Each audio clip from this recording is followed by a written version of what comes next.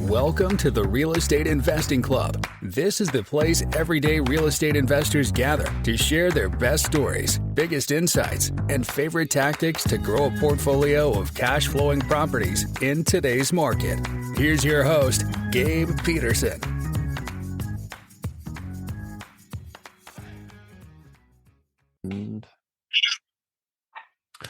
All right. Welcome back to another episode of the Real Estate Investing Club. Today we have Daniel Martinez with us. Daniel is from Hive Mind CRM. He is an investor, a truck driver, turned investor, turned software owner. So he's been there, done that. I'm super excited to have him on. Daniel, thanks for showing up. Appreciate it, man. Thanks for having me on. I love doing these, and I appreciate the time that you give to do this and produce content for the community. Yeah, for sure. I told you before we hopped on here, we like to start with stories. I know you got a good one because it starts with the truck driver. So why don't you take us back to the beginning? How'd you get started in real estate? Sure. So I was about five. No, I actually used to load trucks. I used to be a forklift driver. I grew up in Chicagoland area. Never wanted to drive trucks just because it was snow out there. So I'm like, what happens? And then I moved into Atlanta, and Atlanta doesn't get snow. So I'm like, I could truck drive down here. Seems a little interesting. So I did truck driving for 2 years. Actually, my first entrepreneurship journey was into truck driving or trucking company. So I did truck driving, started a trucking company, did that for 2 years, and then pivoted into real estate, and then fell into other things after that. But the entrepreneurship journey is really crazy, and you just kind of take paths as they come to you. Yeah. It sounds so you started as a truck driver, and then you started a trucking business. Yes. Gotcha. Is that where you hired, individual truckers underneath you, or? Yes. Yeah, I got up to 5 trucks at one point. I think we generated $500,000 revenue in 2 years. It's pretty crazy. And then gas prices went up, right? Well, the crazy thing about trucking is that gas prices have gone up, and the rates haven't gone up with it. So people are in a tighter. That's the whole reason why I left trucking in general. The margins closed down really quick, and got a business. So that's where I got into trucking. That's why I got into real estate. Yeah. You gotta. Margins are a huge thing. I also run a side business in drop kit e-commerce, and the margins are razor thin. And that kind of business, you really got to watch out because you can definitely go under. We're not here to talk about that. We're here to talk about real estate, though. So, truck driver, and then how did you get into actually real estate itself? It was out of necessity, man. I was trying to pivot out of trucking, and I started learning about real estate, investor, agent, all that stuff. And I learned about wholesaling, and then I ended up started doing PPC marketing while I was still doing truck driving. Learned all the stuff through YouTube and podcasting about real estate as much as I could. So you kind of after you have to do it. Contracted a few properties, ended up getting one in Florida, a land lot, and wholesaled. I got a contract for $5,000, sold it for $12 in 2 days on Facebook Marketplace. That's how I got into real estate. And now all we do is we do a lot of land right now currently. So I still stuck to what my first deal was, and we do a lot of large acre lands. Cool, man. I love it. And so you guys, land is something unique. It's a very niche market. But I love it because they're not making more of it, and it can be very lucrative, especially when you're looking in the path of development. When it comes to identifying or sourcing your deals, do you guys still do PPC, or have you kind of branched out into direct mail, other stuff? No, we do mostly PPC and texting. We get referrals for deals all the time because we are mostly in Texas. We mostly do deals in Texas, so we do trouble title, airships, percentage of property, and all that stuff. We do a lot of that cleanup work, the title work. So we usually get some referrals for those, but mostly we're doing PPC and texting. Gotcha. I've I did PPC a while ago. I still do it for my self-storage facilities just to get tenants, but when it comes to running PPC campaigns to generate real estate leads, I found it can be extremely expensive. Is that, do you guys do just residential, or do you do residential and commercial? And is it still, $30 per click or something like that? Oh yeah, it definitely is, man. We're actually running PPC for clients. It's one of our newer products that we're releasing. It's called Hive Leads, hiveleads.io. But we're essentially launching PPCs, whatever market you're trying to do. Our goal is to eventually pivot into like a pay per lead basis. where you pay leads and you get leads instantly delivered, because PPC, they're really hot. As hot as they're going to get is when they first come in. So you need to be able to hit those leads immediately as soon as they come in. So we're trying to formulate a model around instant PPC deliverable leads. Nice. Yeah. And that is the thing when it comes to, especially on the residential side, is time is of the essence. If you don't get it out the door, then it is a dead lead. So what is your guys' turnaround time for, click to disposition? It depends on the property. When you're doing PPC, you're going to get like really, really hot deals. And you're going to get really we had a client that got a lead yesterday, and it was just somebody. They said it was the right person, right information, but somebody's submitting their information online to kind of spam him.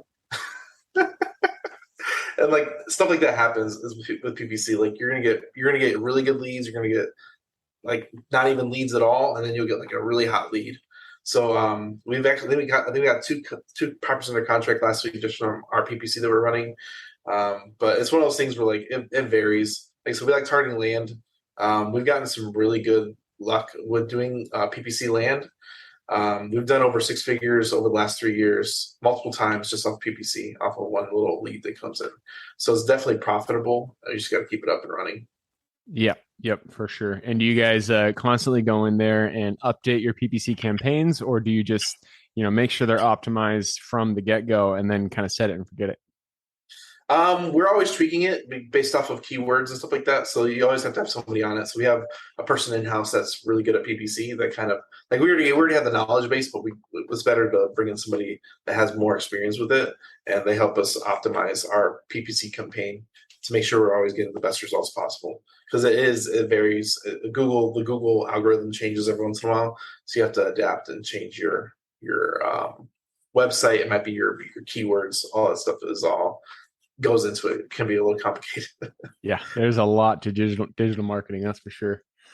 So when you submitted your form online for this interview, you put the title as automation before delegation. The big thing now is who, not how. It's hiring and letting them go. So this is it runs contrary to that wisdom. So why did you say automation before delegation?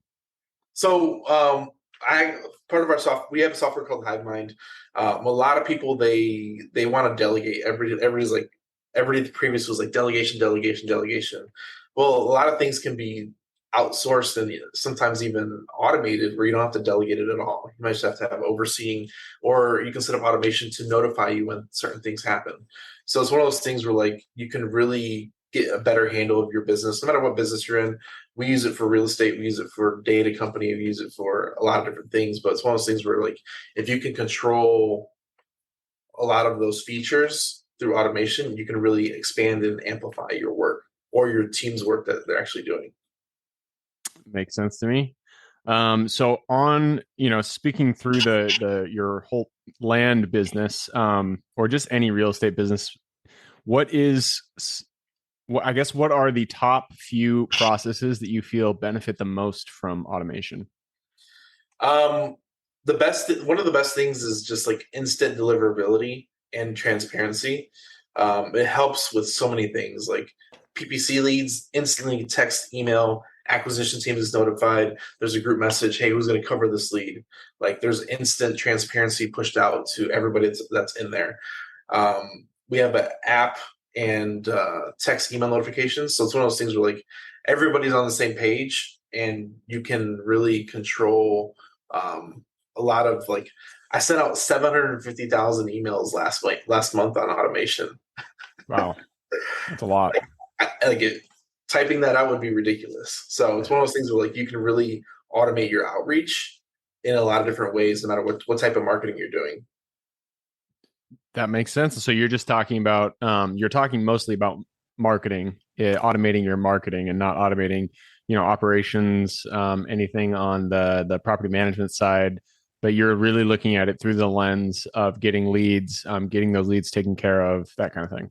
I mean, you can automate the back end process too. So like when property goes into contract, if you have your information filled out property, you can send it to DocuSign to auto pre-fill, just verify the information. Or if you hit underwriting, you have an underwriting person that underwrites those properties. Hey, do step 1 to 5, make sure they're all done, and then put the information into the CRM. So it doesn't really matter what you're doing. You can always build a process around that and build SOPs. All a business is SOPs. That's all a business is. Doesn't matter what type of business it is. If you can understand the process and what it takes to actually do that business, just build SOPs around that and you have a business. Perfect. Yeah. And SOP means standard operating procedure. And so what you're saying is just, it's all, you can break every business process down into a certain number of steps. And those steps can be put into, well, mostly can be put into software systems. Humans do have to jump in there at some point. Yeah, and that's where you work together. You work together with the system to make sure you're operating as efficiently as possible. Yep. Makes sense to me. All right. Well, I checked the clock. We did pass through our time, so it's time to jump into the quick question round. Are you ready? Let's go. Let's do it. Starts with books or any form of education. I'm a big bookie, so give me 2 recommendations, one for general life wisdom and one for real estate specific. General life wisdom. I like Traction, and I am not a bookie by no means. I struggle reading books. Traction was a good one, and then the one I read recently was 100 Million Offers by Alex Hormozy.